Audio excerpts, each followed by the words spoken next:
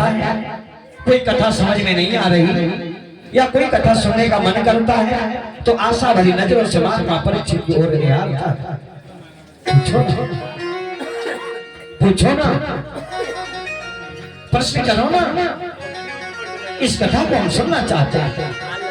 और तब महात्मा परीक्षित उन सब के मंतव्य को समझकर, उनकी जिज्ञासा को समझकर, उनकी भावना को समझकर स्वामी सुखदेव भगवान के श्री चरणों में प्रश्न करते हैं। और आज तो गजब कर दिया महात्मा परीक्षित जी, आज ही तो गजब कर दिया। बड़े भाव से हाथ जोड़कर बोले, हे महाराज विनीत जी, आप पूर्णतया अपनी ड्यूटी में लगे रहेंगे। बड़े भाव से महात्मा परीक्षित बोले कि कथितो वंश विस्तारो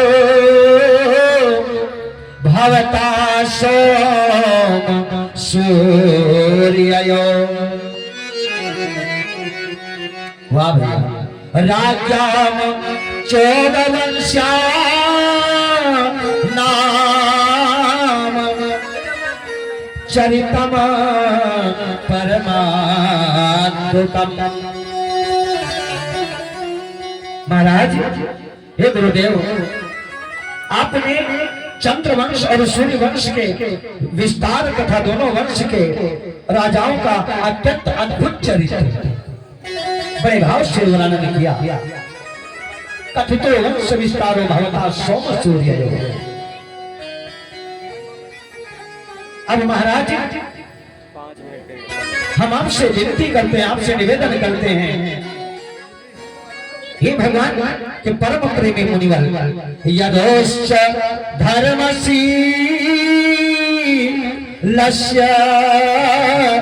नितराम मुनिसत्तमा तंत्रा सेनावती हृष्य विष्णु वीर्याणि संसना। अब आप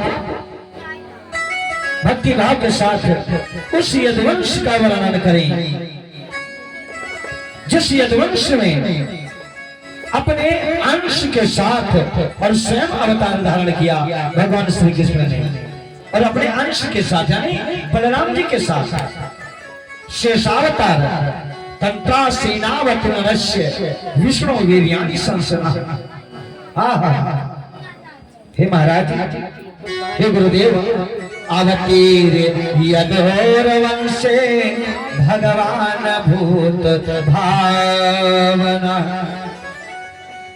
कृतवान यान विश्वात्मा तानिनो वद विस्तरात। भगवान ने यदुवंश में अवतार धारण किया, वो यदुवंश में आए और आने के पश्चात अपने पिताजी का घर उन्होंने छोड़ दिया। क्यों?